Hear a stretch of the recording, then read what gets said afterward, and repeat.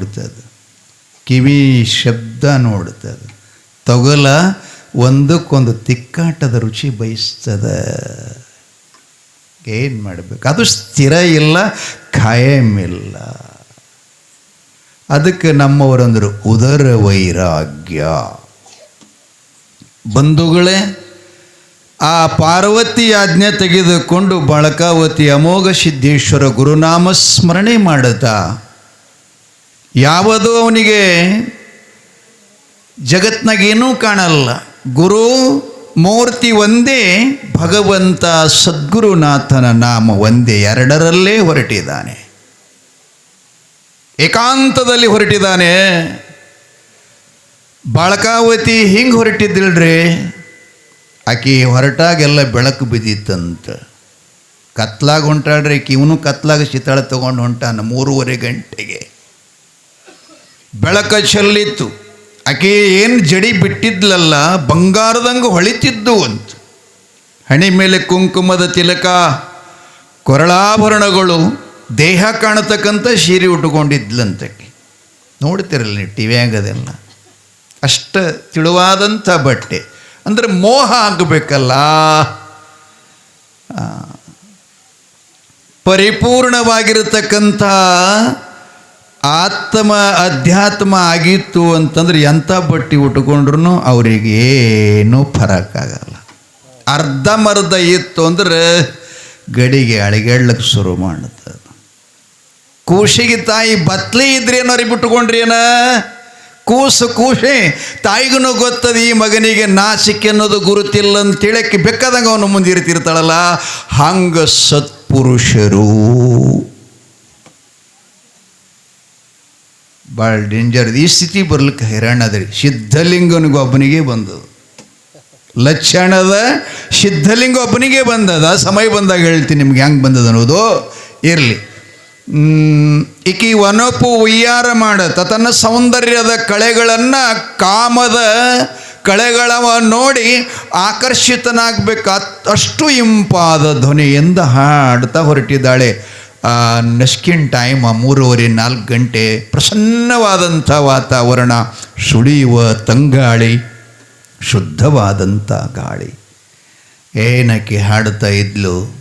ಆಕಿನ ಹಾಡು ಕೇಳಿದ್ರೆ ಸೃಷ್ಟಿ ಮಾಡುವಂಥ ಬ್ರಹ್ಮನೂ ಆಕಿನ ಕೂಡಬೇಕು, ಶಿವನೂ ಸಹಿತ ಕೂಡಬೇಕು. ಹೆಂಗೆ ಅಮೋಘಸಿದ್ದ ಹೊರಟಿದ್ದ, ಹೋಗಿ ಅದರ ನಿಂತ್ಕೊಂಡ್ಳು. ಹೆಂಗೆ ನೋಡ್ದ, ಯಾರು ನೀನಂತ ಕೇಳ್ತಾನೆ. ನಾನು ದೇವಲೋಕದ ಸುಂದರಿ, ಪರವಾಗಿಲ್ಲ, ದಾರಿಯನ್ನು ಬಿಡಬೇಕು, ನಾನು ಗುರುಶೇವೆಗೆ ಹೊರಟಿದ್ದೀನಿ. ಆಕೆ ನಗ್ತಾಳ್ರಿ.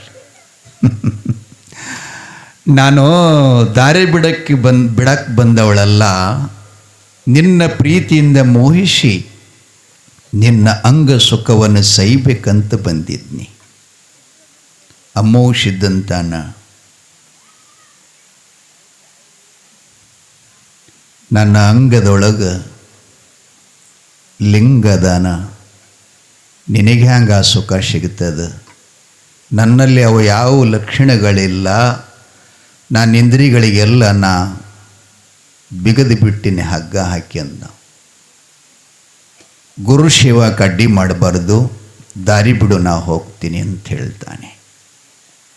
ಚಚೆ ಸಾಧ್ಯ ಇಲ್ಲ. ನಾನು ಬಂದಿದ್ದು ನಿನ್ನ ಜೊತೆಯಲ್ಲಿ ಮದುವೆ ಆಗಲಿಕ್ಕೆ, ಲಗ್ನ ಆಗಿಕೊಂಡು ಹಾಯಾಗಿ ಅಂಗ ಸುಖದ ಸಾಮರಸ್ಯದಲ್ಲಿ ನಾ ಸಂತೋಷ ಪಡಿಬೇಕಂತ ಬಂದಿದ್ನಿ, ದಾರಿ ಬಿಡುವಂತೀಯಾ ಅಂತ ಅವನ ಮುಟ್ಟಕ್ಕೆ ಹೋದ್ಲು. ಆವಾಗ ಅಮೋಘಸಿದ್ದ ಹೇಳ್ತಾನೆ, ಇದು ಗುರು ಮುಟ್ಟಿದ ಗಡಿ, ಅನ್ಯರ ಸ್ಪರ್ಶ ಮಾಡಲಿಕ್ಕೆ ಇದಕ್ಕೆ ಅಧಿಕಾರ ಇಲ್ಲ, ನಿಲ್ಲು ದೂರ. ನಿನಗೊಂದು ವೇಳೆ ನನ್ನ ಜೊತೆಯಲ್ಲೇ ಮದುವೆ ಮಾಡಿಕೊಂಡು ಹಾಯಾಗಿ ಸುಖ ಪಡಿಬೇಕಾಗಿತ್ತು ಅಂತಂದ್ರೆ ಅದು ಈಗಲ್ಲ, ನಿನಗೆ ಅವಕಾಶ ಕೊಡ್ತೀನಿ, ಅದರ ಲಾಭ ಮಾಡ್ಕೋ ಅಂತಾನ. ಯಾವಾಗಂತ ಕೇಳಿದ್ಲಿಕ್ಕೆ, ನೋಡೋ, ಗುರುಶೇವ ಮುಗಿಸಿದ ಮೇಲೆ ಗುರುಕೃಪಾ ಪಡೆದುಕೊಂಡು ಕಲಿಯುಗದಲ್ಲಿ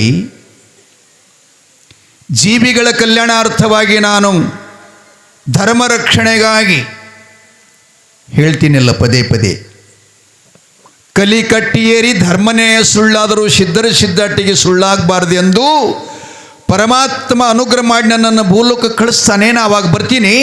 ನೀನು ದ್ವಿತೀಯ ಜನ್ಮದಲ್ಲಿ ಭೂಲೋಕದಲ್ಲಿ ಸದ್ಗುಣ ಸಂಪನ್ನ, ಧರ್ಮವಂತ, ದಯಾವಂತ, ಸುಶೀಲನಾಗಿರತಕ್ಕಂಥ ಒಬ್ಬ ಗೃಹಸ್ಥದನ ನಾಗರಾಯ ಅಂತಿರ್ತಾನ. ಅವನ ಹೊಟ್ಟೆಲಿ ನೀ ಪದ್ಮಾವತಿಯಾಗಿ ಹುಟ್ಟಿ ಬಾ. ಬಂದರೂ ನಿನ್ನ ಮಾಡ್ಕೊಳ್ಳಲ್ಲ ನಾನು. ನನ್ನ ಅವತಾರವನ್ನು ನೀ ಗುರುತು ಹಿಡಿದು ಆಗ ವಚನ ಕೊಟ್ಟವರು ನೀವೇ ಅಂತ ಯಾವಾಗ ಬಂದು ನನ್ನ ಗುರುತಿಸ್ತಿ ಆವಾಗ ನಿನ್ನನ್ನು ಮದುವೆ ಆಗ್ತೀನಿ ಅಂತ ಹೇಳ್ತಾನ. ಭವಿಷ್ಯವಾಣಿ ಹೇಳ್ತಾನ. ಇಲ್ಲಿ ಘಟನೆ ನಡೆದಿದ್ದು ವರತ್ತಮ. ಇಂಥ ವಾಣಿಯನ್ನು ಕೇಳಿದ ಬಳಕಾವತಿ ಅಂದ್ಲು, ಈಗಿಲ್ಲ, ಮುಂದೊಂದು ದಿನ ಯಾಕಾಗಲ್ಲ, ಇಂಥ ಯೋಗಿ ಪುರುಷನ ದರ್ಶನ, ಅವನ ಸುಖ ನನಗೆ ಸಿಗುತ್ತದಂತ ಸರಳ ದಾರಿ ಬಿಟ್ಟುಳಂತ.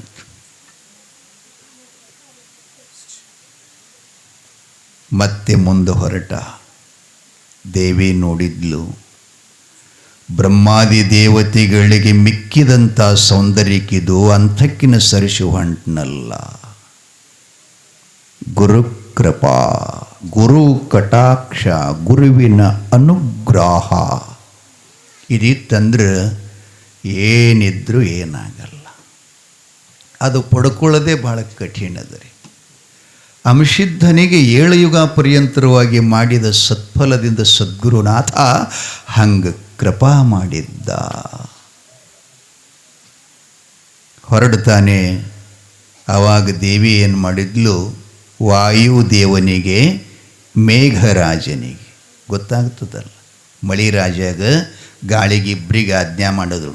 ನೋಡೋ, ಅವ ಕೈಲಾಸ ಮಾರ್ಗವಾಗಿ ಹೊರಟಿದ್ದಾನ ವಾಯು ಮತ್ತು ಮೇಘರಾಜ, ನೀವು ಹಿಂಗೆ ಮಳೆ ಸುರಿಬೇಕು, ಅವನ್ನ ಬಡಿದ್ರೆ ನೆಲಕ್ಕೆ ಬೀಳ್ಬೇಕವ. ಹಂಗನಿ ಗುಡುಗು ಸಿಡಿಲಿನ ಅರಭಾಟದೊಂದಿಗೆ ಮಳೆ ಕರಿಬೇಕು. ನೋಡಪ್ಪ, ನೀ ಹಂಗಾಳಿ ಬೀಸ್ಬೇಕಂದ್ರೆ ಅವ ಬರತಕ್ಕಂಥ ಕಾಡಿನೊಳಗೆ ಆಕಾಶದೆತ್ತರಕ್ಕೆ ಬೆಳೆದಿರ್ತಕ್ಕಂಥ ಮರಗಳೆಲ್ಲ ಹುಲ್ಲು ಕಡ್ಡಿಯಂಗೆ ಕಿತ್ತಾರಬೇಕು. ಅದರ ಜೊತೆ ಅವನು ಹಾರಿ ಹೋಗಿ ಬೀಳ್ಬೇಕಂತ ಹಿಂಗೆ ಬೀಸು ಅಂತ ಹೇಳಿದ್ಲಕ್ಕಿ. ಯಾಕೆ? ಎಲ್ಲ ದೇವತೆಗಳ ತಾಯಿ ಆಕಿತ್ತು ಪಾರ್ವತಿ. ವಾಯುದೇವನು ಹೂ ಅಂದ ಮತ್ತು ಮೇಘರಾಜನು ಹೂ ಅಂದ. ರಾತ್ರಿ ಸಮಯ, ಮಧ್ಯರಾತ್ರಿ, ಗುಡುಗು ಸಿಡಿಲಿನ ಅರ್ಬಟ್ ನೋಡ್ಬೇಕ್ರಿ. ಸಡಲ್ ಕಡಲ್ ಅಂದ್ರೆ ಏನಾಗ್ತದೆ, ಇದು ಛಲ್ಲದ್ದು. ಅದ್ರಾಗ ನಾವು ಮನೆಯಾಗಿದ್ದವ್ರಿಗೆ ಆಗ್ತದೆ. ಹಿಂಗೆ ಕಾಡಿನೊಳಗೆ ಹೊಂಟಾನವ, ಜೊತೆಯಲ್ಲಿ ಯಾರಿಲ್ಲ, ಕೈಯಾಗ ಲಾಟಾಣಿ ಇಲ್ಲ, ಕಂದೀಲಿ ಇಲ್ಲ, ದೀಪ ಇಲ್ಲ, ಬ್ಯಾಟ್ರಿ ಇಲ್ಲ, ಏನಿಲ್ಲ. ಕಾರ್ಗತ್ತಲಿ ಒಳಗೆ ಮಿಂಚಿದ್ರ ದಾರಿ ಕಾಣಬೇಕು, ಇಲ್ಲ ಅಂದ್ರೆ ಇಲ್ಲ. ಅಂಥ ಗುಡುಗು ಸಿಡಲಿನೊಳಗೆ ಅವಂತನ ಗುರು ಸೇವಾದೊಳಗೆ ಏನ್ಯಾಕಾಗುವಲ್ಲ. ನಾವು ಆದ್ರೆ ನಿತ್ಯವೇನ್ರಿ, ಎಲ್ಲರೇ ಒಂದು ಗಿಡದ ಆಶ್ರಯಕ್ಕೆ ಹೋಗೋರ್ನು ಎಲ್ಲಿದ ಗುರು, ಎಲ್ಲಿದ ಮಠ ಮಾರಾಯ ಅಂತೀವಿ ನಾವೆಲ್ಲ. ಆದ್ರೆ ಅವ ಹೆದರ್ಲಿಲ್ಲ. ಗಾಳಿ ದೊಡ್ಡ ದೊಡ್ಡ ಆಲದ ಮರಗಳ್ರಿ, ಹುಲ್ಲಿನ ಕಡ್ಡಿ ಹಿಂಗೆ ಕಿತ್ತಿ ಹಾರಾಕತ್ತು. ಅವೆಲ್ಲ ಬಂದು ಇವನ ಮೈಗೆ ಬಡಿದ್ರೆ ಒಂದು ಹುಲ್ಲಿನ ಕಡ್ಡಿ ಎಷ್ಟು ಭಾರ ಆಗಿರ್ತದೆ ಅಷ್ಟರದ ಇವನಿಗೆ ಮೈಗೆ ಹತ್ತಿವು ಅಂತ ದೊಡ್ಡ ದೊಡ್ಡ ಗಿಡ ಎಲ್ಲ. ಕಾರಣ ಗುರು ರಕ್ಷಾ ಕವಚ. ಏನಾಗಲಿಲ್ಲ, ಹಂಗ ಹೊರಟ. ಆಯ್ಕೆ ಅಂದ್ಲು, ಇವ ಏನು ಮನುಷ್ಯ ಅದಾನ, ಏನದಾನ? ಪಂಚಭೂತಗಳಲ್ಲಿ ನೀರು ಮತ್ತು ಗಾಳಿ ಅಂದ್ರೆ ಪ್ರಬಲವಾದಂಥ ಶಕ್ತಿಗಳು. ಒಂದೊಂದು ಗುಡ್ಡಗಳನ್ನು ಕಿತ್ತಿ ಮತ್ತೊಂದು ಕಡೆ ಒಯ್ದು ಹಾಕುವಂಥ ಸಾಮರ್ಥ್ಯ ಗಾಳಿಯಲ್ಲಿದೆ. ಅಂಥ ಗಾಳಿ ಹೊಡೆತಕ್ಕೂ ಕೂಡ ಹೆದರದೆ ಹೊಂಟಾನಲ್ಲ ಅಂಥೇಳಿ ಈಕೆ ಏನು ಮಾಡೋದಲ್ರಿ, ನಮ್ಮ ಸುತ್ತೆಲ್ಲ 3 ಪಟ್ಟು ನೀರದ್ರಿ. ನಾವಿರೋ ಜಾಗನಾಗ ಭಾರತದಾಗ ಏನದೀವಲ್ಲ, ಈ ಭೂಮಿಗೆ 3 ಪಟ್ಟು ನೀರ, 1 ಪಟ್ಟು ಭೂಮಿ ಅದ. ಆ 7 ಸಾಗರಗಳು ಸಪ್ತ ಸಾಗರ ಅಂತ ಕರೀತಾರೆ ಅವಕ್ಕೆ. ಆ ಸಾಗರಗಳಿಗೆ ಆಶೀರ್ವಾದ ಮಾಡುತ್ತಾಳೆ, ಅಮೋಘ ಹೊಂಟನ ಅವನಿಗೆ ದಾರಿ ಬಿಡಬೇಡ್ರಿ. ಅಮೋಘ ಸಿದ್ಧ ಸಾಗರ ದಂಡಿಗೆ ಬಂದ ತಾಯಿ ಗಂಗಮ್ಮನನ್ನು ಸ್ತುತಿ ಮಾಡ್ತಾನೆ. ಅಮ್ಮ, ಭೂಲೋಕದಲ್ಲಿ ನಾನು ಧರ್ಮರಕ್ಷಣೆಗಾಗಿ ಹೋಗ್ತಾ ಇದ್ದೀನಿ. ಕಲಿಯುಗದಲ್ಲಿ ಏನೇ ಕಾರ್ಯ ನಾವು ಶುಭ ಮಾಡಬೇಕಾಗಿತ್ತು ಅಂತಂದರೆ ಮೊದಲು ಗಂಗೆ ಪೂಜೆಯನ್ನು ಮಾಡಬೇಕು. ಆ ಚಾಜವನ್ನು ಕೊಡ್ತೀನಮ್ಮ.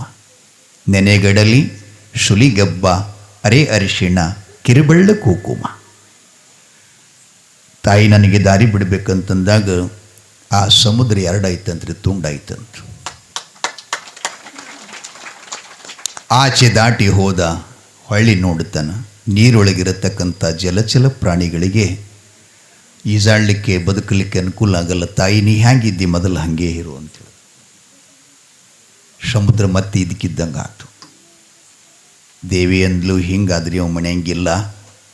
ಕೈಲಾಸದಲ್ಲಿ ಒಬ್ಬ ಯಾತಾಳ ಸಿದ್ಧ ಅಂತೇಳಿದ್ದ. ಯಾತಾಳ ಅಂದ್ರೆ ನಿಮ್ಗೆ ತಿಳಿಯಂಗೆ ಹೇಳ್ತೀನಿ ರೀ. ನಿಮ್ಮೂರ ಸುಡಗಾಡಿಸಿದ್ರು ಬರ್ತಾರಿಲ್ಲ ಇವು ಹಾವುಗಾರಗ್ಯಾರ ನೋಡ್ರಿ. ಅವ್ರೇನು ಮಾಡ್ತಿರ್ತಾರೆ ಗೊತ್ತೇನ್ರಿ? ಮಣ್ಣು ಕೈಯಾಗಿ ಹಿಡಿದು ಸಕ್ರೆ ಮಾಡ್ತಾರೆ, ತಪ್ಪಲ ಕೈಯಾಗಿ ಹಿಡಿದು ನೋಟ್ ಮಾಡ್ತಾರೆ. ಹೌದಾ? ಯಾತಾಳಂದ್ರೆ ಅದು. ಯಾತಾಳಂದರೆ ನಿಮ್ಮ ಕಣ್ಣಿಗೆ ಆಶ್ಚರ್ಯಕರವಾದಂಥ ಸಂಗತಿ ಮಾಡಿ ತೋರಿಸೋದು. ಒಟ್ಟಾರೆ ಸತ್ಯ ಇಲ್ಲ, ಅದು ಅಸತ್ಯನ ಇರ್ತೈತಿ, ಆದರೆ ಸಿದ್ಧಿ ಮಾತ್ರ ಕೆಲಸ ಮಾಡ್ತಿರ್ತದೆ.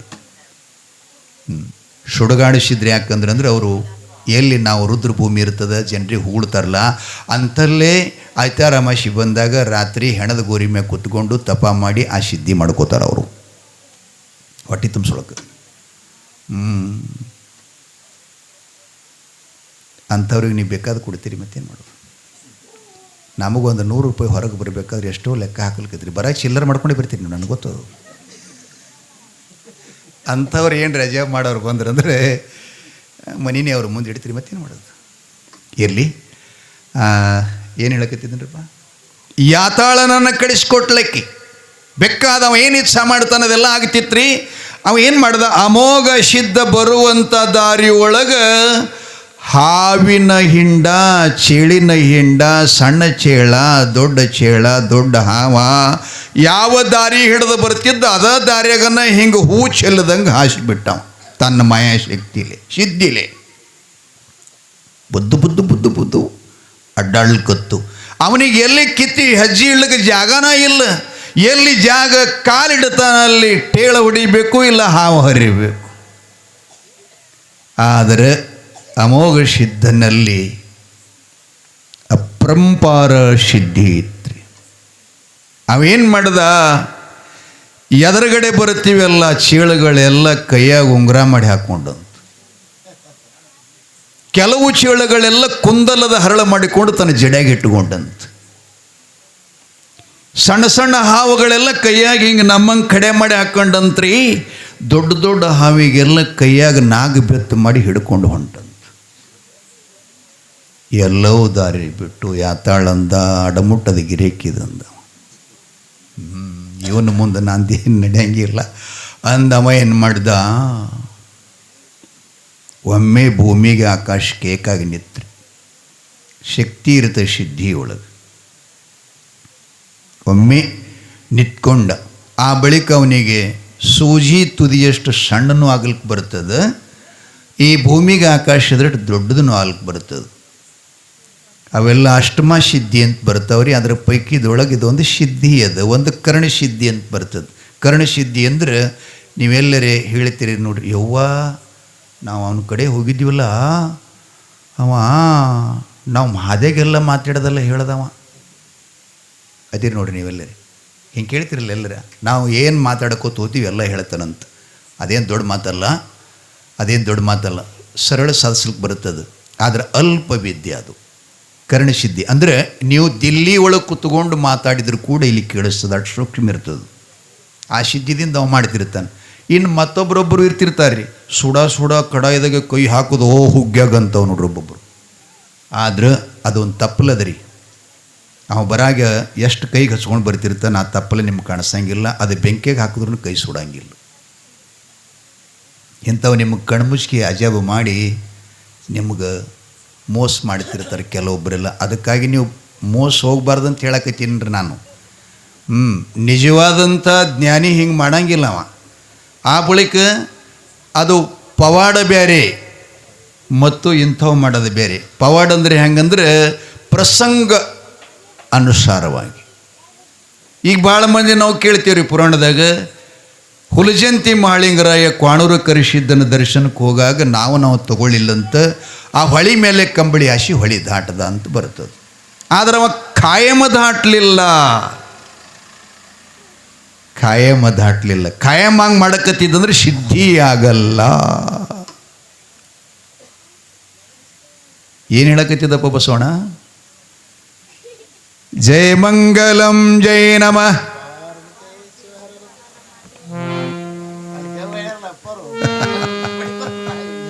ಬಸಯಪ್ಪಗಳಿಗೆ ನೆನಪದದು, ನೀವು ನೆನಪು ಹರಿಬೇಕ. ಜಯ ಜೈಕಾರ ಹಾಕ್ರಿ. ಸಾಂಬ ಜೈ ನಮಃ. ಹ್ಯಾಂಗ ಮಾಡ್ರಿ? ಓ ಯಪ್ಪ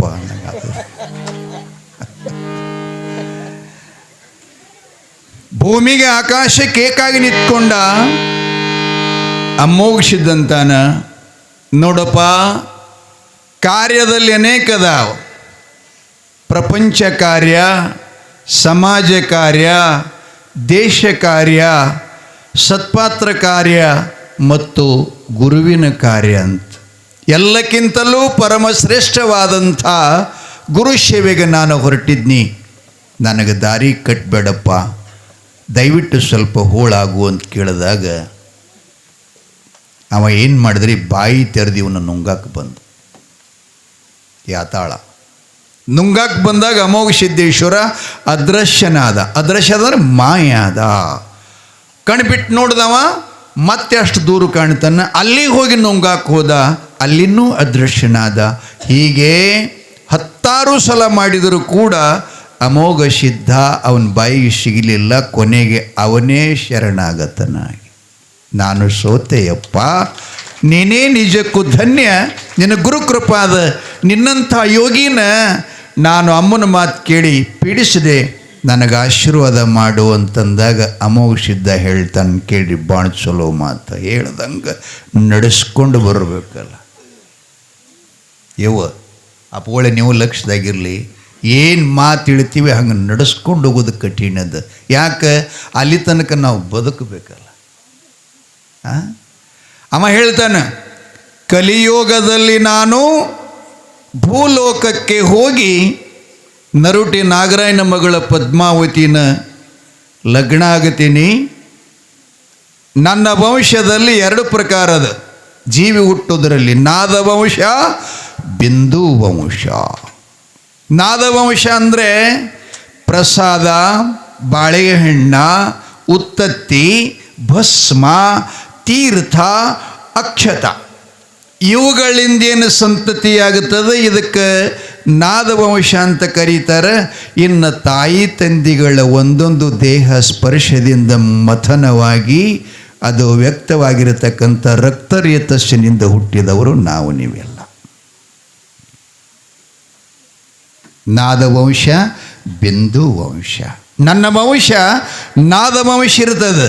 ಆದ್ದರಿಂದ ಮೊದಲು ಹುಟ್ಟಿದ ಮಗನಿಗೆ ನಿಂದ ಹೆಸರಿಡುತ್ತೀನಿ, ಯಾತ ಭೂತ ಅವಧೂತ ಒಡೆಯ ಅಂಥೇಳಿ ಹೆಸರಿಡ್ತೀನಿ ಅಂಥೇಳಿ ಆಶೀರ್ವಾದ ಮಾಡ್ತಾನೆ. ಯಾತಾಳ ಸಿದ್ಧ ದಾರಿ ಬಿಡ್ತಾ ಇದ್ದಾನ. ಈಗ ಕಲಿಯುಗದಲ್ಲಿ ಅಮೋಘ ಸಿದ್ಧನ ಹಿರಿ ಮಗನ ಹೆಸರು ಅವಧೂ ಸಿದ್ಧ ಅಂತ ಇದೆ. ಮುಂದೆ ಬರ್ತದೆ ಪುರಾಣದಾಗ. ಬಹುಶಃ ಈ ವರ್ಷ ಇದು ಮುಗಿಯಂಗಿಲ್ಲ, ಸ್ವಲ್ಪ ಮುಂದೆ ನೋಡೋಣ್ರಿ. ನಿಮ್ಮ ಇಚ್ಛಾ ಇದ್ದರೆ ಮುಂದುವರಿಸ್ಲಿಕ್ಕೆ ಬರ್ತದಿಲ್ಲ, ಮುಗಿಸ್ಲಿಕ್ಕೂ ಬರ್ತದೆ. ಅಲ್ಲಿ ಅನ್ನದ ರಾಮ್ ಬಂದ, ಶೀತಾಗ ಮಾಡಿಕೊಂಡ, ರಾವಣ ಹೊಡೆದ, ಮುಗಿತು. ಮತ್ತೇನದ ಹೆಂಗೂ ಹೇಳಕ್ಕೆ ಬರ್ತದೆ. ಏನು ಹೇಳೋದು? ಬಸ್ನಾಗ ನಾವು ಜಾಗ ಹಿಡಿದೀವಿ ಅಂದ್ರೆ ಮತ್ತು ನಮ್ಮ ಮಗಲಾಗ ಯಾರು ಕೂತಾರಂತ ಅಡ್ಡಾಗಲಾಗಿನೂ ಕುಂಡ್ರಲ್ಕೆ ಬರ್ತದೆ. ನಮ್ಮವ್ರು ಯಾರ್ಯಾರು ಬಂದ್ರಂದ್ರೆ ಜಾಗ ಹತ್ತಿ ಮಾಡ್ಕೊಳಕ್ಕೂ ಬರ್ತದೆ. ಹಾಗಾಗಿ ಹಿರಿಯ ಮಗನ ಹೆಸರು ನಿನ್ನ ಹೆಸರು ಹಿಡಿತೇನಪ್ಪ, ಸೂರ್ಯ ಚಂದ್ರ ನೆಲಗಂಗೆ ಹೇರಿ ತನಕ ಅಮರ ಕೀರ್ತಿ ಉಳಿತದಂತ ಆಶೀರ್ವಾದ ಮಾಡ್ದ. ಅವನು ಜಾಗ ಖಾಲೆ ಮಾಡ್ದ. ದೇವಿ ಅಂದಳು, ಇಂತಿಂಥವ್ರನ್ನೆಲ್ಲ ಹಿಂಗೆ ಮಾಡಕ್ಕಂತನಲ್ಲ, ಇನ್ನೇನು ಮಾಡಲಿ ಅಂಥೇಳಿ ಕೈಲಾಸದೊಳಗೊಂದು ಮದ ಏರಿದ ಮದ್ದಾನಿ ಇತ್ರಿ, ಬಿಳಿ ಆನೆ ಭಾಳ ಶಕ್ತಿ ಅದಕ್ಕೆ. 1000 ಜನ ಹಿಂಗೆ ಅದಕ್ಕೆ ಹೋಗಿ ಹಿಡ್ಲಿಕ್ಕೆ ಹೋದ್ರೆ ಇರುವಿನ ಕಾಲಾಗ ಹಾಕಿ ತಿಕ್ತಿತ್ತಂತ್ರಿ, ಅಷ್ಟು ಸಾಮರ್ಥ್ಯ ಆನೆಯಲ್ಲಿ.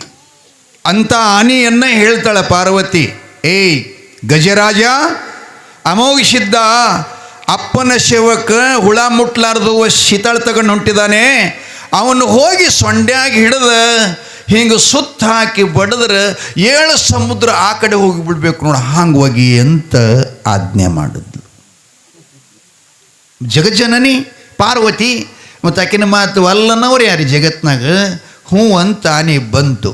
ಅಮೋಘ ಸಿದ್ಧನ ಎದುರಿಗೆ ಬರ್ತಿತ್ರಿ, ಅದು ಹಿಂಗೆ ಬರೋದು ನೋಡಿದ್ರೆ ನೆಲ ಭೂಕಂಪದಂಗೆ ಆಗ್ತಿತ್ತು, ದಿಗ್ ದಿಗ್ ದಿಗ್ ದಿಗ್ ದಿಗ್ ಅಂತ ಹೆಚ್ಚಿ. ಅಮೋಘ ಸಿದ್ಧ ನೋಡ್ದ, ಬರಲಿ ಅಂದ. ಹ್ಯಾಗ್ಯಾಗ ಅಮೋಘ ಸಿದ್ಧನ ಸಮೀಪಕ್ಕೆ ಆನೆ ಬರುತ್ತದ, ಹಂಗೆ ಹೆರತ್ತ ತುಪ್ಪ ಕರಗದಂಗೆ ಅಲ್ಕತ್ರಿ. ಅದಕ್ಕೆ ಅರ್ಥ ಆಗ್ತದಲ್ಲ, ಹೆರ್ತಿದ್ದ ಎಣ್ಣೆ ತುಪ್ಪ ಬೆಂಕಿ ಸನಿ ಒಯ್ದ್ರೆ ಕರಗುತ್ತದೆ. ಹಾಗೆ ಅಮೋಘ ಸಿದ್ಧನ ಹೆಂಗೆ ಸನಿ ಬರ್ತದಲ್ಲ, ಹಂಗೆ ತಪಸ್ಸಿನ ಬಲವೋ ಏನೋ ಗೊತ್ತಿಲ್ಲ, ಆನೆಯಲ್ಲಿರ್ತಕ್ಕಂಥ ಶಕ್ತಿನ ಪೂರ್ಣ ಕಡಿಮೆ ಆಗುತ್ತಾ ಆಗುತ್ತಾ ಆಗುತ್ತಾ ಬಂದು ಸೊಂಡಿ ಒಳಗೆ ಹಿಡಿದು ಒಗಿ ಎಂದಿಲ್ಲಲ್ಲ, ಆ ಸೊಂಡಿನ ಮ್ಯಾಲೆ ಹೇಳಿಲ್ಲಂತ. ಅವನ ಪಾದಕ್ಕೆ ಸೊಂಡಿ ಇಟ್ಟು ಮುಂದಿನ ಕಾಲು ಊರಿ ಆನೆ ನಮಸ್ಕಾರ ಮಾಡುತ್ತಂತ. ಅಮೋಘ ಸಿದ್ಧ ಹೇಳ್ತಾನೆ, ನೀ ಚಿಂತೆ ಮಾಡಬೇಡಪ್ಪ, ಅಮ್ಮ ಹೇಳಿ ಕಳಿಸ್ಯಾಳ, ನೀ ಬಂದಿರಿ ಪರವಾಗಿಲ್ಲ, ಆದರೂ ನಿನಗೆ ಆಶೀರ್ವಾದ ಮಾಡ್ತೀನಿ. ಕಲಿಯೋಗದಲ್ಲಿ ನನ್ನ ದ್ವಿತೀಯ ಪುತ್ರ 2ನೇ ಮಗನ ಹೆಸರ ಮದ್ದಾನಿ ಬಿಳೇಣಿ ಸಿದ್ಧ ಅಂತ ನಾಮಕರಣ ಮಾಡ್ತೀನಿ ಅಂತ ಆಶೀರ್ವಾದ ಮಾಡ್ತಾನ್ರಿ. ಆಶೀರ್ವಾದ ಮಾಡ್ತಾನೆ. ಆ ಬಳಿಕ ಆನೇನು ದಾರಿ ಬಿಡುತ್ತು. ಇನ್ನೇನು ಮಾಡಬೇಕು, ಇನ್ನೇನು ಮಾಡಬೇಕು? ಹಾವು ಚೇಳುಗಳ ಬಂಧನ ಹೋತು, ಯಾತಾಳ ಸಿದ್ಧನನ್ನು ಸರಿಸಿಬಿಟ್ಟ. ಬಳಕಾವತಿಗಂತೂ ಕಣ್ಣೆತ್ತಿ ನೋಡಲಿಲ್ಲ. ಈ ಮಹಾನ್ ಬಲಶಾಲಿ ಆನೆಗೂ ಈ ರೀತಿ ಮಾಡೋದ್ನಲ್ಲ, ಇನ್ನೇನು ಮಾಡಬೇಕು ಅಂತ ವಿಚಾರ ಮಾಡ್ತಾ ಈ ನಮ್ಮ ಕೈಲಾಸದಲ್ಲಿ ಅವನ್ನ ನೆಲಕ್ಕೆ ಬಡಿಯಂಗೆ ಶಕ್ತಿ ಅವನಲ್ಲಿ ಅದ ಅಂತ ಹಿಂಗೆ ವಿಚಾರ ಮಾಡ್ಯಾರದಾಗ ಕೈಲಾಸದಲ್ಲಿ ಕಾಮಧೇನು ಕಲ್ಪವೃಕ್ಷವನ್ನು ರಕ್ಷಣೆ ಮಾಡತಕ್ಕಂಥವ ಭೂತಾಳ ಸಿದ್ಧ ಇದ್ದ. ಭೂತಾಳ ಸಿದ್ಧ ಇದ್ದ. ಅವನ ಹೆಗಲ ಮ್ಯಾಗ ಟೊಣಪಿ ಇರ್ತದ್ರಿ ಅವತ್ತು. ಅದು ಟೊಣಪಿ ಎಷ್ಟು ಭಾರದ್ದು ಅಂದರೆ ಅದು ಸವ್ವಾ ಒಕ್ಕಳಂತ್ರಿ. ಆವಾಗಿನ ಒಕ್ಕಳ ಲೆಕ್ಕ ನಾಡಗೌಡ್ರು, ದೇಶವಣಿಗೆ ಗೌಡ್ರು. ಒಕ್ಕಳ ಲೆಕ್ಕ ಅಂದ್ರೆ ಎಷ್ಟಪ್ಪ?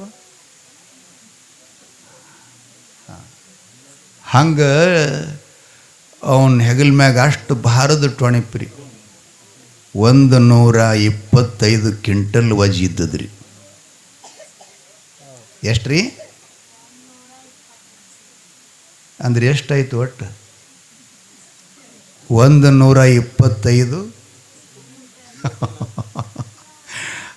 12 ಟನ್ನಿನ ಅದು ಅದು ಗದ ಇದ್ದಂಗೆ ಇತ್ತು ಅದು ಟೊಣಪಿ ಅಂತ. ಈಗ ನೋಡ್ತಿರ್ಬೇಕು ನೀವು ಮಠದಾಗ ಇರ್ತಿರ್ತಾರೆ. ನಮ್ಮ ಮುಗಿಸಿದ ಮಠ ಎಲ್ಲೇವ ಅಲ್ಲಿ ಭೂತಾಳಿಸಿದ್ದು ಟೊಣಪಿಟ್ಟಿರ್ತಾರೆ ಮಗ್ಗಲ್ಗೆ. ಹಾಗಾಗಿ ಅಲ್ಲಿ ದೇವು ಅಪ್ಪಿವು ಏನೂ ಬರಂಗಿಲ್ಲ. ಆ ದೇವು ಬಂದವ್ರನ್ನ ಅಲ್ಲಿ ಒಯ್ದು ಹಿಂಗೆ ಇಟ್ಟು ಅದ್ರ ಮ್ಯಾಲೆ ಈ ಕೈ ಮ್ಯಾಲೆ ಟೊಣಪಿ ಇಟ್ಟರೆ ದೇವ ಎಂದೆಂದು ಬರ್ಲೋ ಯಪ್ಪ ಅಂತ ಹಿಂಗೆ ಪ್ರಮಾಣ ಕೊಟ್ಟು ವಚನ ಕೊಟ್ಟು ಹೋಗ್ತಿರ್ತಾವ್ರಿ. ಅಂಥ ಟೊಣಪಿ ಅವ ಹೆಗಲ ಮೇಲೆ ಇಟ್ಕೊಂಡು ಕಾಮಧೇನು ಕಲ್ಪವೃಕ್ಷ ಕಾವಲು ಮಾಡುತ್ತಿದ್ದ. ಅವನಿಗೆ ಹೇಳಿದ್ಲು ನೋಡು, ಅಮೋಘ ಸಿದ್ಧ ಭೂಲೋಕದಿಂದ ಕೈಲಾಸ ಬಾಗಿಲಕ್ಕೆ ಹೊಂಟಾನ. 4 ಬಾಗಿಲು ಅವು ಕೈಲಾಸಕ್ಕೆ ಪೂರ್ವಾಭಿಮುಖವಾಗಿರುವ ಬಾಗಿಲಿಗೆ ಹೊರಟಿದಾನ. ನೀವು ಒಳಭಾಗ ನಿಂದ್ರು ಅವ ಬಗ್ಗೇನು ಶೀತಾಳ ತಗೊಂಡು ಬರ್ತಾನ. ಅವನು ಡುಬ್ಬದಾಗ ಹೊಡೆದ್ರೆ ಅವ ಪಾತಾಳ ಸೇರ್ಬೇಕು ನೋಡು. ಇಷ್ಟು ಕೆಲಸ ಮಾಡಬೇಕು ಮಗನೇ ಅಂದ್ಲಿಕ್ಕೆ. ಹೋಯವ ಅಂದವನು ರಣಗೋದಲ್ಲಿ ಬಿಟ್ಟಿದ್ದ. ದೊಡ್ಡ ದೇಹ, ಹೆಗಲ ಮ್ಯಾಗ ಹಿಂಗೆ ಟೊಣಪಿ ಇಟ್ಕೊಂಡು ಬಂದು ತಲಬಾಕಲ್ದೊಳಗೆ ನಿಂತ್ಕೊಂಡ. ಅಮೋಘ ಸಿದ್ಧ ಸದಾ ಗುರುನಾಮ ಸ್ಮರಣೆ ಮಾಡುತ್ತಾ ಇದ್ದ. ಓಂ ನಮಃ ಶಿವಾಯ, ಓಂ ನಮಃ ಶಿವಾಯ, ಓಂ ನಮಃ ಶಿವಾಯ ಹಿಂಗನ್ಕೋತ ಹೊರಟಿದ್ದ. ಹಿಂಗನ್ಕೋತ ಹೊಂಟಿದ್ದ. ನಾಮದಲ್ಲಿ ಬಹಳ ಶಕ್ತಿ ಇದೆ ರೀ. ಬಗ್ಗಿ ಶಿತಾಳೆ ಬಿಂದಿಗೆ ಕೈಯಾಗಿ ಹಿಡ್ದಾನ, ಬಲಗೈಯಾಗ ಹೂವಿನ ದುರುಡಿ ಹಿಡ್ದಾನ. ಹಿಂಗೆ ಬಗ್ಗಿ ಬರಿತಿದ್ದ. ಇವ ಸಜ್ಜೆ ನಿಂತಿದ್ದ ಮ್ಯಾಲೆ ಎತ್ತುಕೊಂಡು. ಹಿಂಗೇನು ಎತ್ಯಾನ ಟೊಣಪಿ. ಬಗ್ಗಿ ಬರೆಯೋ ಮುಂದೆ ಅಮೋಘ ಸಿದ್ಧನ ಡುಬ್ಬದಾಗ ಹೊಡೆದ್ರೆ 2 ಮಾರು ಮುಂದಕ್ಕೆ ಹೋಗಿ ಹೊಳ್ಳಿ ನೋಡದಂತ ನಿನಗೆ ಧನ್ಯವಾದಗಳಂದತ್ತವ. ಯಾರಿಗೆ? ಹೊಡೆದವನಿಗೆ. ಬಸವಣ್ಣವ್ರೇನು ಹೇಳ್ತಾರೆ? ಬೈದವರನ್ನ ಬಂಧುಗಳೆಂಬೇನೋ, ಹೊಡೆದವರನ್ನ ಹೆತ್ತವರಂದೆ. ಸಿದ್ಧ ಶರಣ ಪರಂಪರೆಯಲ್ಲಿ ತತ್ವ ಬಂದಿ ಅದ, ಬೇರೆ ಇಲ್ಲ ಅದು. ಭೂತಾಳ ಸಿದ್ಧ ಟೊಣಪಿ ತಗೊಂಡು ಹೊಡೆದ್ರೆ ಧನ್ಯವಾದ ಹೇಳ್ತಾನ. 7 ಯುಗ ಪರ್ಯಂತರವಾಗಿ ನಾನು ತಪಸ್ಸು, ಅನುಷ್ಠಾನ, ಯೋಗ, ಧ್ಯಾನ ತಪಾದಿಗಳ ಮಾಡಿದ ದೇಹ ದಣವಾಗಿತ್ತಪ್ಪ. ನೀನು ಹೊಡೆದೆಲ್ಲ ಹಗುರಾಗಿ ಹೋಯ್ತಲ್ಲೋ ಬೆಂಡಿನಂಗಂದಂತ. ಹಗುರಾಗಿ ಹೋಯ್ತಪ್ಪ, ನಿನಗೆ ಶುಭವಾಗಲಿ ಅಂದಾಗ ಭೂತಾಳ ಸಿದ್ಧನ ಎದೆ ಧಸ್ಸಂತು. ನನ್ನ ಹೊಡೆತಕ್ಕೆ ಯಾವ ಮಗನೂ ತಾಳಿಲ್ಲ. ಪಾತಾಳ ಲೋಕದವ, ಮರತಿ ಲೋಕದವ, ದೇವಲೋಕದ ಯಾವ ಹೊಡೆದಿಲ್ಲ. ಇವನು ಮೈ ಹಗುರಂತನಲ್ಲ, ಡೇಂಜರ್ ಅದ ನೀವಂದ. ಇವನ್ನ ಹೊಡೆದು ನಾ ಪಾಪ ಕಟ್ಟಕೊಂಡೆ ಅಂತ ಟೊಣಪಿ ಬೀಸ್ ಹೊಗದು ಅವನ ಪಾದಕ್ಕೆ ಬಂದು ಸಾಷ್ಟಾಂಗ ಹಾಕ್ತಾನೆ. ಯಪ್ಪ, ನಾನು ತಪ್ಪು ಮಾಡಿದೆ. ನನ್ನ ಈ ಒಂದು ಯಾತನೆಗೆ ನೀನು ಕ್ಷಮಾ ಮಾಡು ನನ್ನಪ್ಪ. ಈ ಹೊಡೆದಿದ್ದ ಏಟಿನ ಪ್ರಾಯಶ್ಚಿತ ನಾ ಅನುಭವಿಸ್ಬೇಕಾಗಿತ್ತು ಅಂದರೆ ಜನ್ಮ ಜನ್ಮಾಂತರ ನಿನ್ನ ಸೇವಕನಾಗಿ, ನಿನ್ನ ಕೈಯಾಳಾಗಿ ನಾನು ಸೇವಾ ಮಾಡ್ತೀನಿ, ನನಗೆ ಅನುಗ್ರಹ ಕೊಡು ಅಂತ ಹೇಳ್ತಾನೆ. ಅಮೋಘ ಸಿದ್ಧ ಹೇಳ್ತಾನೆ, ಈಗ ಅನುಗ್ರಹ ಕೊಡು ಸಮಯ ಇಲ್ಲ ಭೂತಾಳಿ. ನಾನು ಹೊರಟಿದ್ದು ಗುರು ಸೇವೆ. ಗುರು ಸೇವಾ ಮುಗಿದ ಬಳಿಕ ಭೂಲೋಕಕ್ಕೆ ಹೋಗಾಗ ನಿನ್ನ ಜೊತೆ ಕರ್ಕೊಂಡು ಹೋಗಿ ನಿನಗೆ ಬಲಕ ಜಾಗ ಕೊಡ್ತೀನಿ ಅಂತ ಹೇಳ್ತಾನೆ. ಬಲಕ ಜಾಗ ಕೊಡ್ತೀನಿ ಅಂತ ಹೇಳಿ ಆಶೀರ್ವಾದ ಮಾಡಿ ಕೈಲಾಸಕ್ಕೆ ಬಂದ. ಗುರು ಸನ್ನಿಧಿಗೆ ಬಂದ. ಶಿವ ಶಿವ ಎನ್ನುತ್ತ ಶೀತಾಳ ಬಿಂದಿಗಿಳಿಸಿದ. ಹರ ಹರ ಎನ್ನುತ್ತ ಹೂವಿನ ಬುಟ್ಟಿಯನ್ನು ಕೆಳಗಿಟ್ಟ. ತಂಗಳ ಎಲ್ಲ ಪೂಜೆ ನಿಳಿವಿದ. ಅಂಗಳ ಪಾವನ್ ಮಾಡ್ದ, ಮಡಿ ಮಾಡ್ದ. ಆ ಬಳಿಕ ಎಡಬಲಗಳಲ್ಲಿ ಜ್ಯೋತಿ ಉರಿತಾ ಇದ್ದು. ಹಿಂಗೆ ಶಿವನ ರತ್ನಖಚಿತವಾದಂಥ ಗದ್ದಿಗೆ ಸಮ್ಮುಖದಲ್ಲಿ ಹಿಂಗೆ ದೀಪ ಉರಿತಿದ್ದು. ದೇವಿ ಏನು ಮಾಡಿದ್ಲು? ಅಮೋಘ ಸಿದ್ಧಗೆ ಕಾಣಲಾರ್ದಂಗೆ ಹಗೂರು ಮೈಲೆ ಬಂದು ಶರಿಗೆಲ್ಲೆ 2 ದೀಪ ಆರಿಸಿದ್ಲು. ಕತ್ಲಾಗಿ ಹ್ಯಾಂಗೆ ಸೇವಾ ಮಾಡ್ತಾನೆ ಮಾಡಲಿ ಅಂತೇಳಿ. ಆಕಾಶವಾಣಿ ಅಂತಿತ್ತು, ನೋಡೋ ದೀಪ ಆರ್ಯಾವ, ದೀಪಕ್ಕೆ ಕಡ್ಡಿ ಕೊರಿಬಾರ್ದು, ಎಣ್ಣೆ ಹಾಕಬಾರ್ದು, ಹಂಗೆ ಹತ್ಬೇಕು ದೀಪ. ಹಂಗೆ ಹತ್ತಿರದ್ರೆ ಪೂಜೆ ಮಾಡು, ಇಲ್ಲ ಅಂದ್ರೆ ನೀ ಪೂಜೆ ಮಾಡಬೇಡ. ಶಬ್ದ ಬಂತ್ರಿ. ಆವಾಗ ಅಮೋಘ ಸಿದ್ಧಂತಾನ, ಯಪ್ಪ ಪರಮಾತ್ಮ ಅಂದ್ರೆ ಜ್ಯೋತಿ ಸ್ವರೂಪ. ಪಣತಿ ಬತ್ತಿ ಎಣ್ಣೆ ಇಲ್ಲದೆ ಬೆಳಗುತ್ತದೆ ಜ್ಯೋತಿ. ಅದು ನಿಜಗುಂಡ್ರ ಪದ್ಯ ಕೇಳಿರ್ಬೇಕು ನೀವು. ಜ್ಯೋತಿ ಬೆಳಗುತ್ತಿದೆ ವಿಮಲ್ ಪರಂ ಜ್ಯೋತಿ ಬೆಳಗುತ್ತಿದೆ. ಮಾತು ಮನಂಗಳದಿಂದ ತತ್ತ ಮೀರಿದ ಸಾತಿಶಯ ನಿರುಪಮ ನಿರುಪಾಧಿಕ ನಿರ್ಮಲ. ಏನು ಶಬ್ದಗಳಿವೆಲ್ಲ.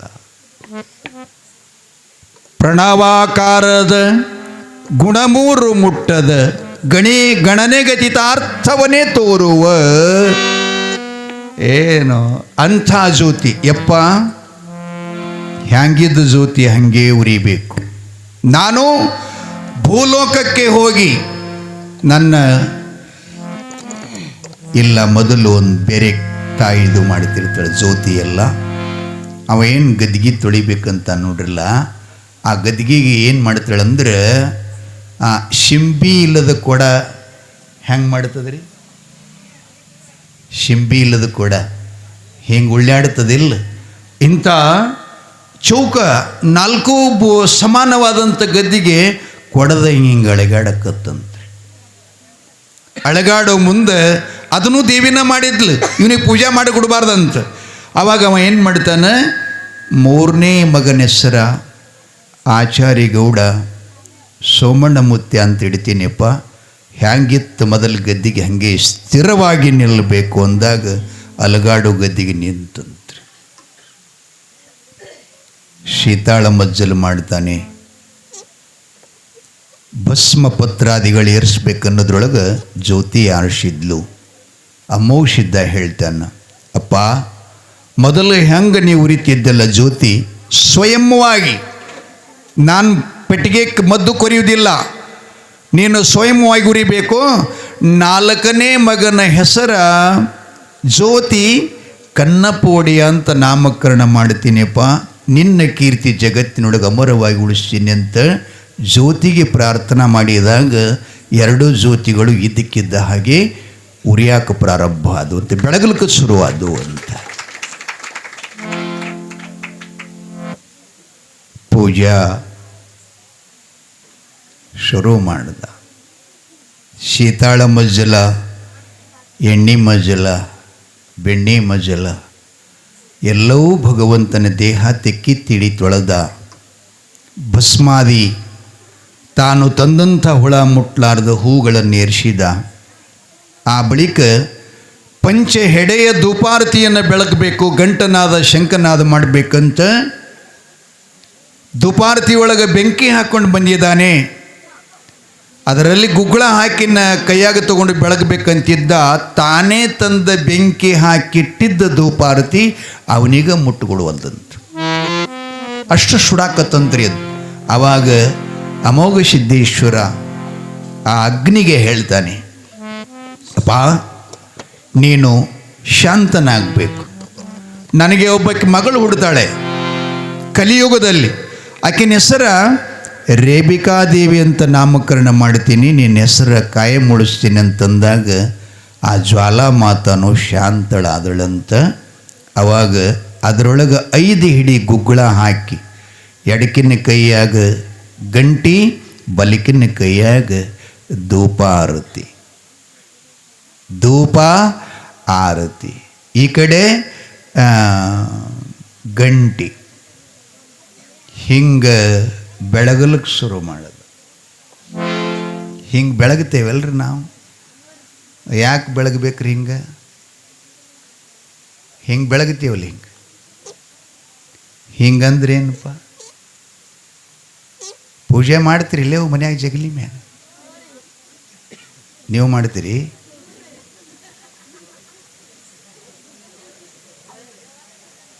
ಹಿಂಗೆ ಮಾಡೋದೇನು? ಗಂಟಿ, ಗಂಟನಾದ, ಶಂಕನಾದ, ಧೂಪದೀಪದ ಕೆಲವು ಲಕ್ಷಣಗಳದಾವ್ರಿ. ಬಹುಶಃ ಅವನ್ನೆಲ್ಲ ನಾಳೆ ಹೇಳ್ತೀನಿ ನಿಮ್ಗೆ, ಇವತ್ತೇನು ಹೇಳಲ್ಲ. ಏನೇ ಮಾಡಿದರೂ ಕೂಡ ಜೀವನದಲ್ಲಿ ಅರ್ಥ ತಿಳ್ಕೊಂಡು ಮಾಡಬೇಕು, ಅಂದ್ರೆ ನಿಮ್ಗೆ ಸಿದ್ಧಿ ಆಗ್ತದೆ, ನಿಮ್ಗೆ ಸಫಲತೆ ಆಗ್ತದೆ, ನೀವು ಮಾಡಿದ್ದ ಫಲ ಸಿಗುತ್ತದೆ. ಅರ್ಥ ಇಲ್ಲದೆ ಮಾಡಿದ್ರಿ ಅಂದರೆ ಅದರ ಫಲ ನಿಮಗೆ ಆಗಲ್ಲ.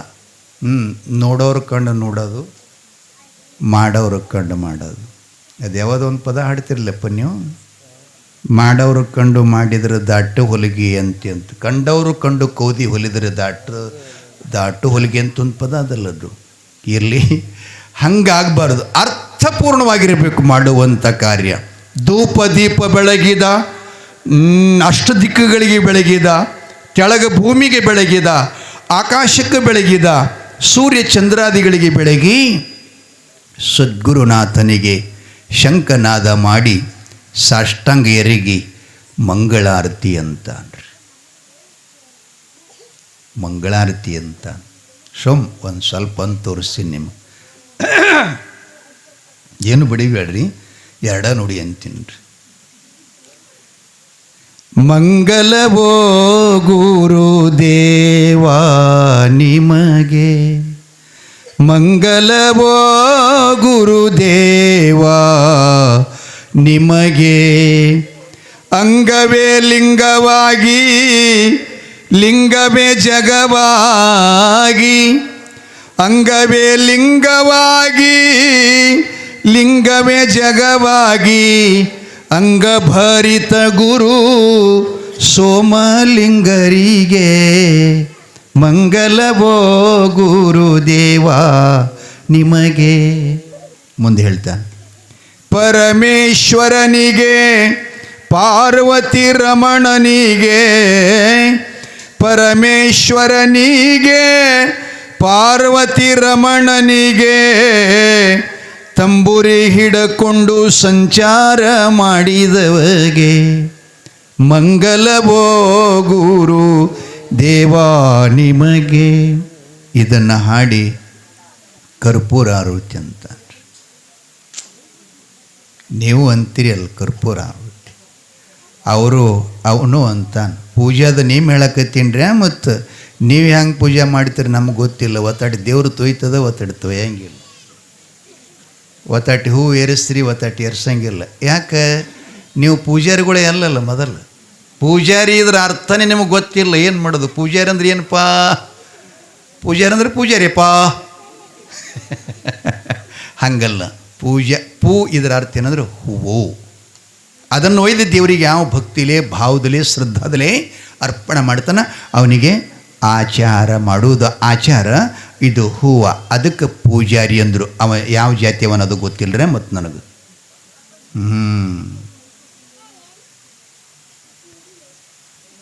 ಕರ್ಪೂರಾರುತಿ ಅಂತಾನು. ಏನಂತ? ಕರ್ಪೂರಾರುತಿ ಬೆಳಗಿರೆ ಕಾರುಣ್ಯ. ಏನು ಪದ? ಮೃಡಹರ ದೇವ. ಕೇಳ್ರಿ ಪಕ್ಕ. ನೀಲಕಂದರ ನಿಗಮಗೋಚರ ಬಾಲಚಂದ್ರಾಭರಣಗೆ, ಬಾಲಿಗೊಲಿದನೋ ಹಾಲ ಸವಿದನೋ ಲೋಲ ಶ್ರೀ ಗುರುರಾಯಗೆ. ವಾರಿಜೋದ್ಭವ ಶಿರವ ಹರಿದನು ಮಾರಹರ ಮಹಾದೇವಗೆ, ಘೋರ ದುರಿತವ ದೂರ ಮಾಡುವ ಶೂರ ಷಣ್ಮುಖ ನಯನಗೆ. ಶರಣು ಜನಕ್ಕೆ, ಶರಣಂದ್ರೆ ಯಾರು ನನ್ನ ನೆನಿತಾರ, ಭಜಿಸ್ತಾರ, ಧ್ಯಾನ ಮಾಡ್ತಾರೆ ಅಂಥ ಭಕ್ತರಿಗೆ ಶರಣು ಜನಕ್ಕೆ ವರವ ನಿತ್ತನು ಪರಮ ಪಾರ್ವತಿ ಅರಸಗೆ. ಧರಿಯುಳ್ದಿಕವದ ವಾಸ ಸೊನ್ನಲ ಪುರದ ಸಿದ್ಧಾರಾಮಗೆ. ಕರ್ಪೂರಾರುತಿ ಬೆಳಗಿರೆ ಕಾರುಣ್ಯ ಮೃಡಹರ ದೇವಗೆ. ನೀಲಕಂದರ್ ಅಂದರೆ ಯಾರಿಗಪ್ಪ? ನೀಲ್ಕಂದರ್ ಅಂದ್ರೆ ನೀಲ ಅಂದ್ರೆ ನೀಲಿ ವರ್ಣ, ಕಂದರ್ ಅಂದ್ರೆ ಕುತ್ತಿಗೆ ಉಳ್ಳಾವ. ಯಾರವ? ಪರಮಾತ್ಮ. ಯಾವಾಗ ಐತ್ರಿ ಹಂಗದು? ಅವನ ಕುತ್ತಿಗೆ ನೀಲಿ ಆಗಲಿಕ್ಕೆ ಯಾವಾಗಾಯಿತು? ಕಾರಣ ಏನು ಗೊತ್ತಿಲ್ಲ. 14 ರತ್ನಗಳು ದುರ್ವಾಸ ಋಷಿಗಳ ಶಾಪದಿಂದ ಇಂದ್ರನು ಸಮುದ್ರದಾಗ ಬಿದ್ದೀವಂತ. ಆ 14 ರತ್ನ ಇಲ್ಲಂದ್ರೆ ದೇವಲೋಕನ ಶೂನ್ಯದ, ರಾಜಿ ಮಾಡೋದನ್ನ ಕಠಿಣದ. ಅದಕ್ಕಾಗಿ ಒಳಗೆ ಬಿದ್ದ ರತ್ನಗಳು ತೆಗಿಬೇಕಾದ್ರೆ ಅದನ್ನು ಮಜ್ಜಿಗೆ ಮಾಡ್ದಂಗೆ ಆ ಸಮುದ್ರ ಮಥನ್ ಮಾಡಬೇಕಾಯ್ತ್ರಿ, ಮಥನ್ ಮಾಡಬೇಕಾಯ್ತು. ಅದು ದೇವತೆಗಳು ಮತ್ತು ರಾಕ್ಷಸರು ಕೂಡಿ ಮಾಡ್ತಾರ್ರಿ. ಅದನ್ನು ಮಜ್ಜಿಗೆ ಮಾಡಬೇಕಾದ್ರೆ ಮೇರುಗಿರಿ ಪರ್ವತ ಅಂತ ಅದ ನಮ್ಮ ಈ ದೇಶದಾಗ, ಭಾರತದಾಗ. ಆ ಪರ್ವತ ರೇವ್ಗಿ ಮಾಡಿದರಂತ್ರಿ. ವಾಸುಕಿ ಎನ್ನುವುದೊಂದು ಶರ್ಪದ ದೊಡ್ಡ ಹಾವ, ಅದಕ್ಕನ್ನು ಹಗ್ಗ ಮಾಡಿದ್ರಂತ. ದೇವತೆ ದೈತ್ಯಗಳು ಕೂಡಿ ಮಥನ್ ಮಾಡ್ಲಿಕ್ಕತ್ತರಂತ. ಆ ರೇವ್ಗಿ ನೆಲದಾಗ ಇಳಿಲಿಕ್ಕತ್ತಂತ. ಅದನ್ನು ಅಂತರ್ಲಿ ನಿಂದಿರಬೇಕಾದ್ರೆ ಏನು ಮಾಡಬೇಕು ಅಂತಂದಾಗ ವಿಷ್ಣು ತೆಳಗ ಆವಿ ರೂಪಾಗಿ ನಿಂತ್ಕೊಂಡಂತ. ಆವಿ ಡುಬ್ಬ ಅದಕ್ಕೆ ಅಷ್ಟು ಬಿರ್ಸದ್ರಿ ತಲೆಗಿರಲಿ. ಢಾಲ ಬಂದೂಕದ ಗೋಳಿ ಹೊಡೆದ್ರು ಹತ್ತಂಗಿಲ್ಲ ಅದಕ್ಕೆ. ಆವಾಗ ಸಮುದ್ರ ಮಥನ ಆಯಿತು. ಒಳಗಿನೆಲ್ಲ 14 ರತ್ನ ಮ್ಯಾಲೆ ಬಂದು ಅದರಾಗ ಒಂದು ವಿಷ ಅಂತ ಬಂತಂತ ಕೊಡ್ದಾಗ, ಅಮೃತದ ಕೊಡನೂ ಬಂತು, ವಿಷದ ಕೊಡನೂ ಬಂತು. ವಿಷದ ಕೊಡ ಅದು ಎಷ್ಟು ಖಡಕ್ಕಿತ್ತು ಅಂದ್ರೆ ಸೂಜಿ ತುದಿ ಗೆದ್ದಿದಷ್ಟು ತೆಗೆದು ಒಂದು ಭೂಮಿ ಮ್ಯಾಗಿಟ್ರೆ ಬ್ರಹ್ಮಾಂಡ ಒಂದು ಮಿನಿಟ್ನಾಗ ಸುಡ್ತಿತ್ತು. ಕೆಂತದಿತ್ಯವ ಅದನ್ನು ಯಾರೂ ತಗೊಳಕ್ಕೆ ತಯಾರಾಗಲಿಲ್ಲ. ಆವಾಗ ಪರಮಾತ್ಮ ಜಗತ್ತಿಗೆ ಕಲ್ಯಾಣ ಆಗುತ್ತದಂದ್ರೆ ನಾ ಅದನ್ನು ಕುಡಿತೀನಿ ಅಂಥೇಳಿ ಆ ಕೊಡನ ಅವ ಕುಡ್ದ. ಇದೆಲ್ಲ ನೀಲಿ ಆಯಿತು. ಇನ್ನು ಶಿವನ ಪ್ರಾಣನ ಹೋಗುವ ಸಮಯದಲ್ಲಿ ಮಾಂಗಲ್ಯವತಿಯಾಗಿರತಕ್ಕಂಥ ಪಾರ್ವತಿಯ ಮುತ್ತೈತನದ ಸೌಭಾಗ್ಯದ ಪಾತಿವ್ರತ್ಯದಿಂದ ಶಿವನ ಪ್ರಾಣ ಹೋಗಲಿಲ್ಲ. ಅದಕ್ಕವ ನೀಲಕಂಠರ, ನೀಲಕಂಠ ಹೆಸರಾಯ್ತ್ರಿ ಪರಮಾತ್ಮನಿಗೆ. ನೀಲಕಂದರೆ ನಿಗಮ ಗೋಚರ ಅಂದ್ರೇನಪ್ಪ, ಅಗಮ ನಿಗಮಾದಿಗಳಿಗೆ ನೀ ನೆಲಕಲಾರ್ದವ ಅಂತ ಕವಿ ಹೇಳ್ತಾನೆ. ನಿಗಮ ಗೋಚರ ಹೌದಲ್ಲ. ಮುಂದೇನಪ್ಪ?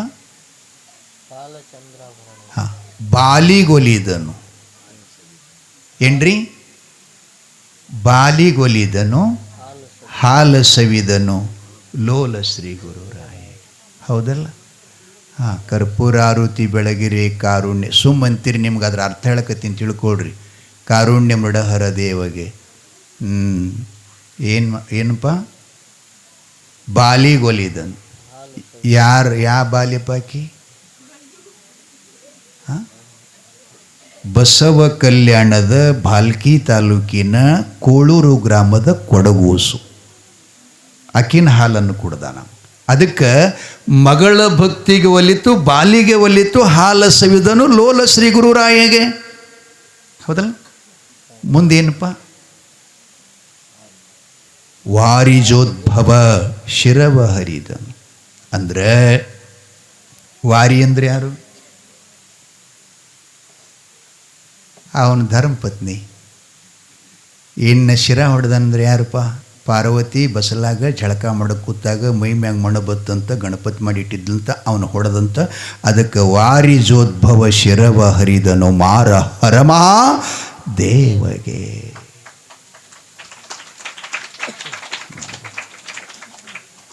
ಸಮಯ ಆಗ್ತದೆ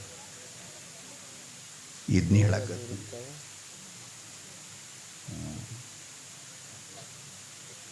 ಇನ್ನೊಂದು ಅರ್ಧ 9:30 ಆಗ್ಯದ್ರೆ ನನ್ನ ಟೈಮ್ ಆಗ್ಯದ. ಈಗ ನಿಮ್ಮ ಕಡೆದು ಹೇಳ್ತೀನಿ ಅಷ್ಟೆ. ನಿಮಗೆ ಅಂತಿರ್ತಾರಲ್ಲ, ಇನ್ನೆಟ್ಟು ಒಂದು 4 ಗಿಡ ಬಿಡಿಸೋರಿ ಅಂತಾರೆ ನೋಡ್ರಿ. ಏನದು ಹತ್ತಿ ಕಳ್ಳ್ಯಾಗ ಏನೋ ಒಂದು ಮಾರದಯ್ಯವ್ವ, ಮತ್ತು ಅಷ್ಟರ ಕಾಲಾಗ ನಾಳೆಗೆ ಬರೋದಾಗ್ತದೆ. ಒಂದು 4 ಕುರ್ಪಿ ಹೊಡ್ರಿ ಅಂತಾರಲ್ಲ. ನಂದು ಗತಿ ಹೆಂಗೆ ಅದು, ಏನು ಮಾಡೋದು? ನಾ ಎಲ್ಲ ಕಡೆ ಇಷ್ಟು ಟೈಮ್ ಬಿಟ್ಟು ಹೇಳಂಗಿಲ್ಲ ರೀ, ಏನು ಮಾಡೋದು? ಏನಪ್ಪ? ಅಮೋಘ ಸಿದ್ಧ ಸಾಷ್ಟಾಂಗ ಎರಿಗೆ ಮಂಗಲಾಷ್ಟಕ, ಆ ಬಳಿಕ ಪುಷ್ಪಾಂಜಲಿ.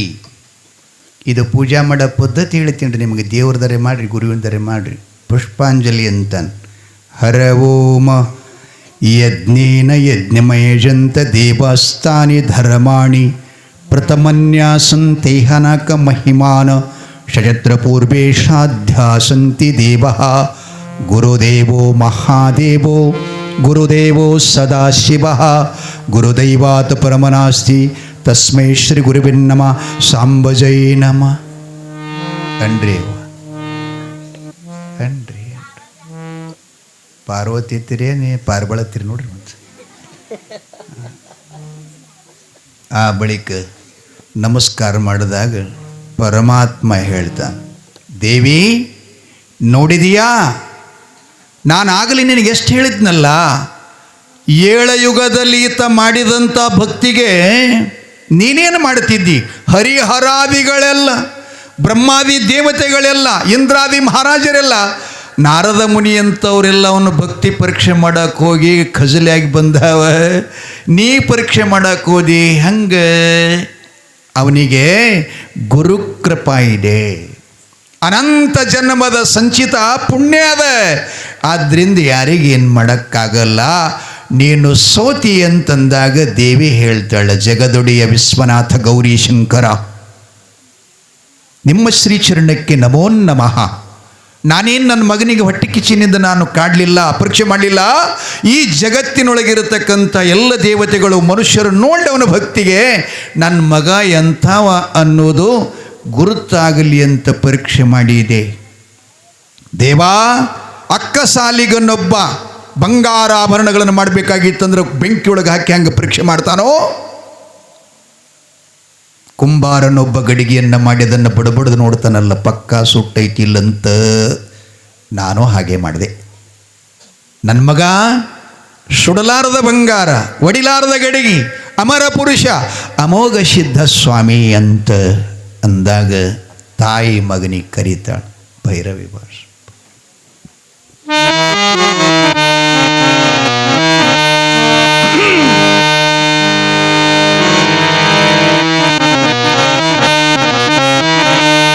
ಬಾರೋ ಅಮ್ಮೋಗಿ ನೀ ಬಂದ್ರ ನನಗ ಖುಷಿ,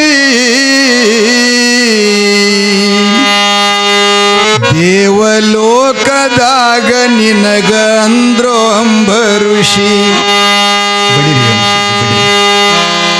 ಬಾರೋ ಅಮ್ಮೋಗಿ, ಬಾರೋ ಅಮ್ಮೋಗಿ ನೀ ಬಂದ್ರ ನನಗ ಖುಷಿ, ಬಾರೋ ಅಮ್ಮೋಗಿ ನೀ ಬಂದ್ರ ನನಗ ಖುಷಿ, ದೇವಲೋಕದಾಗ ನಿನಗ ಅಂದ್ರೋ ಅಂಬರುಷಿ, ಇಂದ್ರಲೋಕದಾಗ ನಿನಗ ಕರೆದ್ರೋ ಅಮರ ಋಷಿ.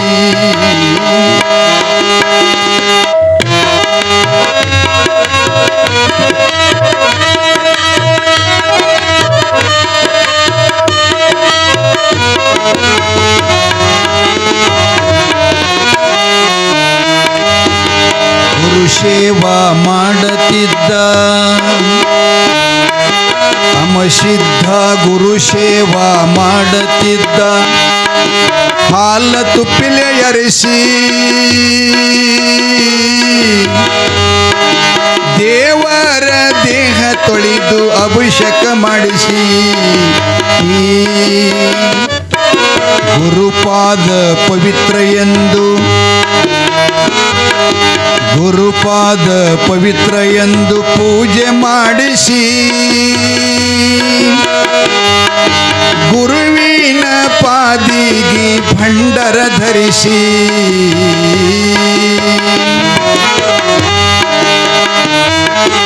ಹಗಲು ಇರುಳು ದುಡುದು ಅಮ್ಮಗೆ ಮನವ ನಿಲ್ಲಿಸಿ,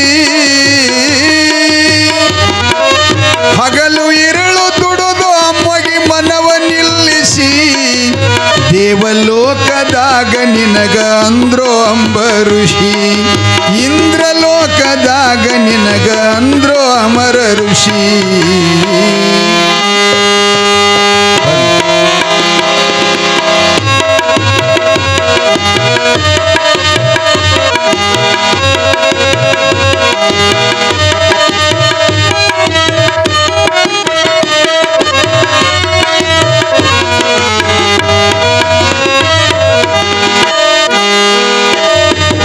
ಅಮೋಘಸಿದ್ಧಗ ಕಾಡಬೇಕಂತ ತಾಯಿ ಪಾರ್ವತಿ ಅಮೋಘಸಿದ್ಧಗ ಕಾಡಬೇಕಂತ ಭೂತಾಳಿಗೆ ಕಳಿಸಿ, ಭೂತಾಳಿಸಿದ್ದ ಅಮೋಘಸಿದ್ಧಗ ಸುಳ್ಳೆ ಸುಳ್ಳೆ ಕಾಡಸಿ,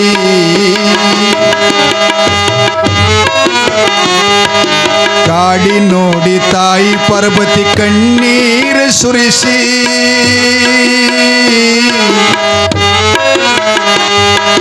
ನಾ ಕೊಟ್ಟ ತ್ರಾಸೆಲ್ಲ ಬಂದ್ಯೋ ಭೋಗಿಸಿ,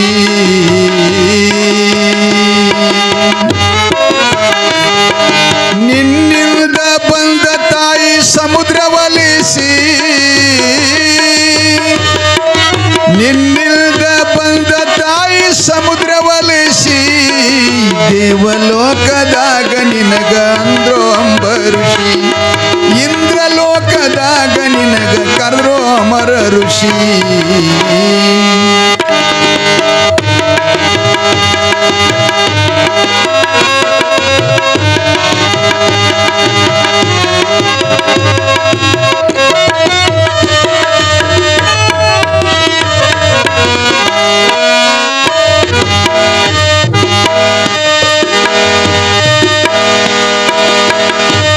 ಜಯ ಮಂಗಲಂ ಜಯ ನಮ ಆದ್ರೆ ಅದು ಹಾಡು ಆದರೂ ಪುರಾಣದಲ್ಲಿ ಸ್ವಲ್ಪ ಹಾಡಬೇಕಾಗ್ತದೆ ಸಮಯ